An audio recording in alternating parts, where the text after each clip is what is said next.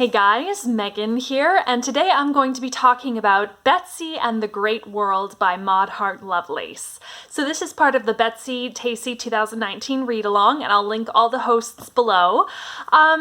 And I have to say, this has been my favorite Betsy Tacy book so far. Betsy and the Great World. It's number 7? It has been my favorite. I really loved it. I really enjoyed it. And so I have a lot to say about it, which I'm very excited to get into. So initially, and I should say there will be spoilers. So if you have not read this book, or if you have not read the other books before it, you might not want to watch this.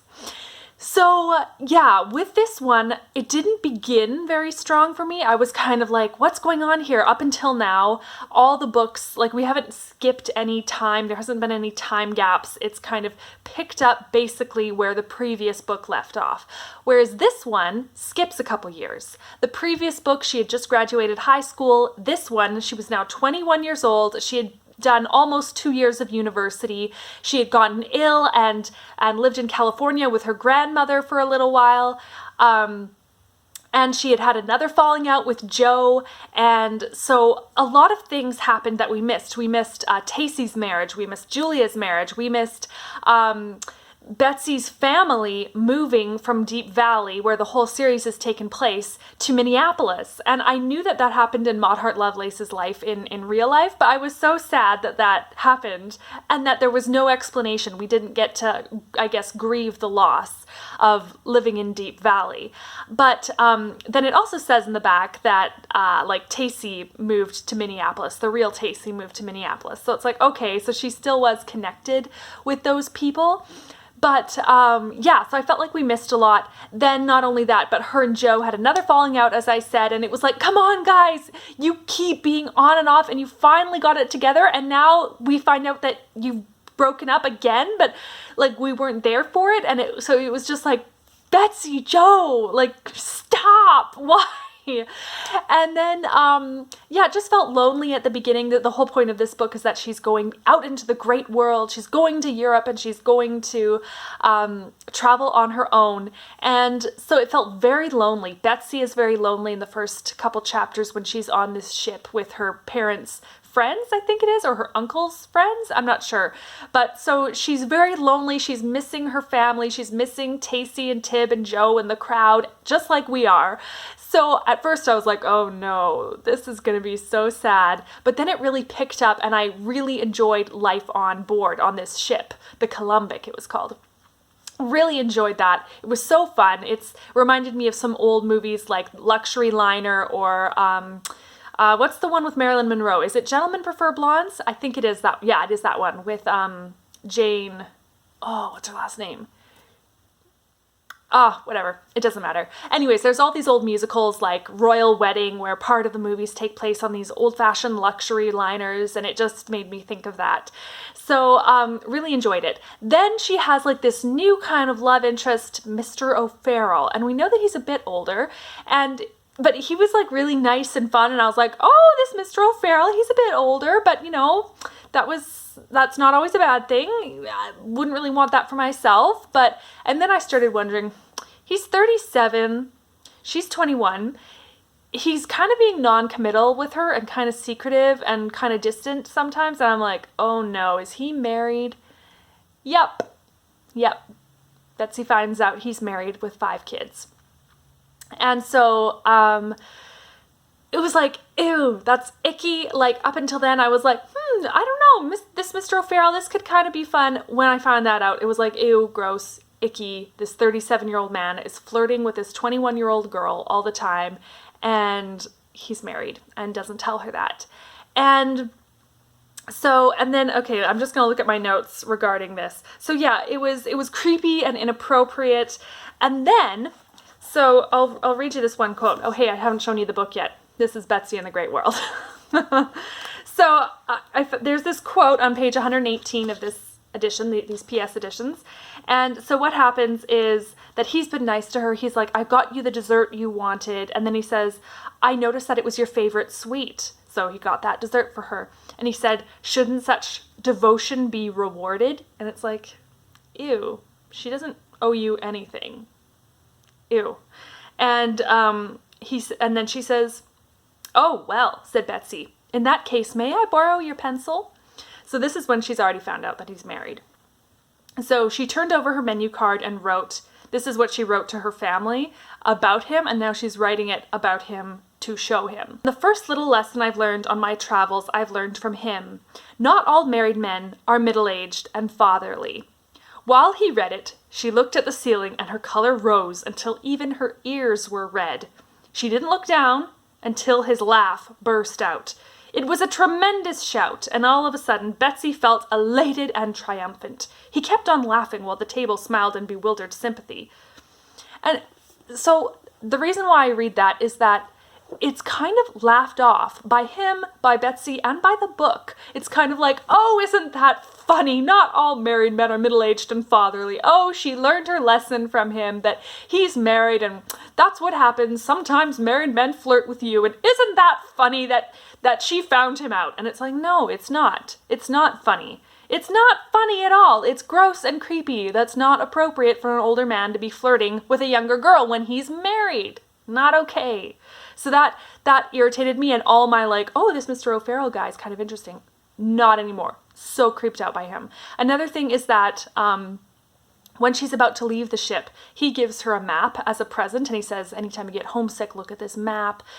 Because there's a advertisement of a steamer at the top that says you can get to the US in 60 days, in 6 days. And she's like, oh my goodness, thank you. Like, this will help me not be so homesick when I realize that I can get home in 6 days. And it's like, I would not be accepting gifts from a married man who just flirted with me and toyed with my heart and then laughed it off when he knew that I knew that he was married. No. And then another thing is that when his wife is going to come on board, he basically kind of hints to Betsy that he can't see her anymore. And Betsy's like, oh, I wouldn't mind if I met your wife. That's what she's thinking. And then she's like, wait a minute, maybe your wife would mind. But she still accepts the gift. And it's like, Betsy, like, let's not fool around. That's icky. Anyways, I'll move on now. So, Germany. I really enjoyed her time in Germany. I have been to Germany just for a quick trip when I was in high school, and it really did. I've been to Munich, and mainly a lot of the parts in Germany took place in Munich. She makes friends with Tilda, a girl who's Swiss actually, and she's very lonely. Like not Tilda, but Betsy is very lonely and very homesick for the first while in Munich before she has a friend, and it's very hard on her, and it made me feel so lonely and sad. And then everything turned around when she connected with this girl Tilda. So it's cool because Tilda doesn't speak English, Betsy doesn't really speak German, so they're kind of learning to communicate using a German-English dictionary. So that was really, really enjoyable. And like Betsy talks about how having a friend made all the difference. And then they plan to come back to Germany together in 1917, and they're chanting together 1917 in German, which I don't remember, even though I should, because I did take German class, but whatever. So it's just sad because, 1917, that's going to be smack dab in the middle of World War I, and so it's just sad kind of knowing what's coming when they don't know what's coming, and they're just so happy and naive about that. And then, so another thing she talks about when she's in Germany is that there's soldiers everywhere. Everywhere she looks, there's these soldiers all in their uniform marching about, and it's very ominous when this is early 1914 and Betsy has no idea what's about to hit the world, and she's kind of right in the epicenter of it. So this sentence I thought was interesting on page 176 of this edition. She says, she had noticed how important officers were in Germany. Germans stepped off the sidewalk to let an officer pass. Betsy didn't, and she heartily snubbed the young lieutenant who always oogled her when they passed her in the halls. So it's kind of like, she's like everybody's like, oh, it's the soldiers, we have to honor them, and when really what they're doing is not good. It's not good at all. So I liked that Betsy kind of was like, I don't need to run out of your way. Another thing that the German soldiers do who live in the house, this boarding house that Betsy lives in, is that there's one bath, and they do not let anyone use that bath. Only these two soldiers, they monopolize it, and they literally do not let anyone set foot into this bathroom to have a bath, because it's their bath, they say, even though it's not, it's the whole place's bath. And they're not even using it themselves. They're piling their boots and their swords and whatever else into the bath. And so it's just like, that just like, I really, really, really don't like them. So yeah, and I should say, even though I'm saying I don't like these German soldiers from 1914, I have nothing against Germans. Like, my mom's first language was actually German. So, yeah, there you go.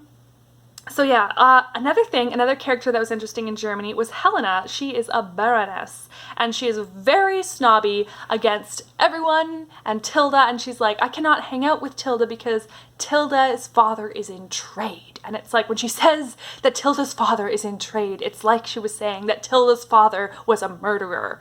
And Betsy's like, but my father's in trade. Why are you okay with hanging out with me? My father runs a shoe store. And she's like, oh, but you're an American, that's different. And so that just, I understand where she's coming from, but where I'm coming from, it doesn't make any sense at all. So, yeah, another part that I really enjoyed was when they were in Oberammergau. I'm probably saying that wrong. Whatever. That is the town in Germany where they have a passion play every 10 years. So a passion play is the story of Jesus' resurrection, well, his crucifixion and his resurrection. And this is real. They've been having their passion play there every 10 years since like 1663, and they're still doing it. So I would love to see that one day. I think it would be amazing. It's like, it's supposed to be absolutely incredible. Yeah, so they were there on a non-passion play year, but it was just so cool how they talked about how, like where I wrote it down here, there was a pervading air of friendliness and love. And the actor who played Jesus, he just had this humility about him. Like when an American tourist was kind of like snapping, like come on out here. I want to see the actor who played Jesus. I want to, he's kind of treating him like a zoo animal. And Betsy's furious, and she's like, I'm going to go out there and tell him off. The actor who plays Jesus is like, no, that's okay. I'll just go talk to him. And so it's like this actor who's playing Jesus is really exhibiting these Christ-like qualities. And not only that, but like people just mob him. Like the fame could totally go to his head, but he's like, nope, that's okay. I'm just a regular man who plays Jesus every 10 years. So I think that's cool. And I like how it says that this pervading friendliness and love in the town, that this town has been so affected by the education that they have received from the local monastery, that everyone is well educated, and even though they're in this, little town, this little village, they're all so well educated and so kind and loving. I just thought that was really, really nice. So now, moving on to Italy. I have also been to Italy. It was a different school trip in high school. I fundraised a lot in high school. Let me just say, I fundraised like all the time. Like all the potatoes I peeled and mashed, and like all the money I did not spend, all the jobs I worked, all went towards these trips. First to like Germany and Switzerland, kind of that kind of area, and then secondly to Italy and Greece. So it was really fun the way she was in Italy, and she was in Venice in particular, talking about how romantic everything seemed. And if I hadn't been to Italy myself, I would have been like, oh, that's not real. That sounds like rom-com glam, like making it all romantic when it's really not. But actually, Italy is very romantic. It really is. Like, it has this romantic air that's not to say that it's not also dirty and scungy in places, and that, some men were very kind and even like romantic with me when I was there. I was only 17, but not in a creepy way, but there were also some men who were creepy about it. So it's kind of like, we don't really see the creepy side very much with Betsy. So it's like, there is a fine balance. Like, it's not all perfectly romantic, but it is kind of romantic in a way. So all that to say, she's in Venice. She's on a gondola, and this young man who has picked her up is kind of noticing her, and she's kind of noticing him. And I just wanted to point out, so the character's name is Marco. The man that Marco is based on was named Paolo, and this is his picture. Let me try and get it closer so you can see. Ooh, that's not focusing very well. Anyway, it's not focusing very well, but to me, he looks exactly like a young Walt Disney. He looks exactly like Walt Disney. It's so weird. So Anyways, he's kind of noticing her, and she's like, oh, he's nice. It turns out he is extremely romantic, extremely kind to her, really wonderful man, not creepy. Like, he never touches her or makes her feel uncomfortable. He never gets mushy, she says. And then he professes his love. He professes his love in Italian, French, and English. He tells her every day that he loves her in Italian, French, and English. And she realizes that she doesn't love him back. And she tells him that. She's like, I don't love you back, and I never will love you, actually, in that way. And she feels horrible about it, and she's crying, and he's saying, like, basically, like, I better go away if you don't love me, because I'll never get over this if I don't go away. And she's like crying. She's like, I don't want you to go away, but I don't love you. And so in the end, he stays, even though she doesn't love him. And I did not like that, because it's like, if he truly does love you, like, okay, if we take his words at face value, that he truly does love you, then you are only hurting his heart more and more by having him still be there and hanging out all the time with him one-on-one, but only being his friend. So that's one way of looking at it.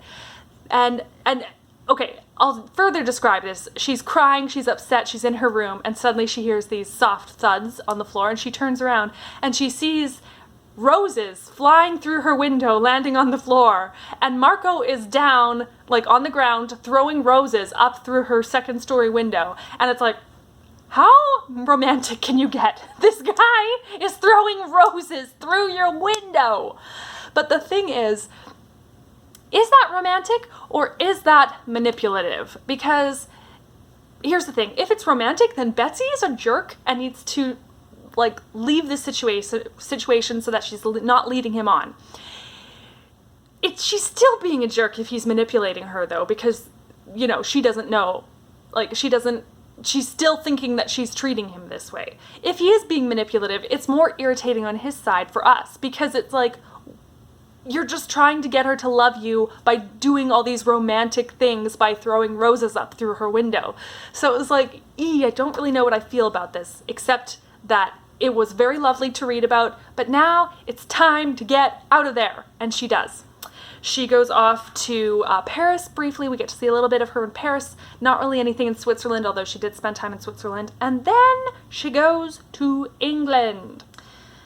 Now, it takes her a while to realize that the reason why she is not in love with Marco is because of Joe. She's still in love with Joe. So she goes to England. She even writes to Joe, and it's like, yes, thank you for taking that step, Betsy.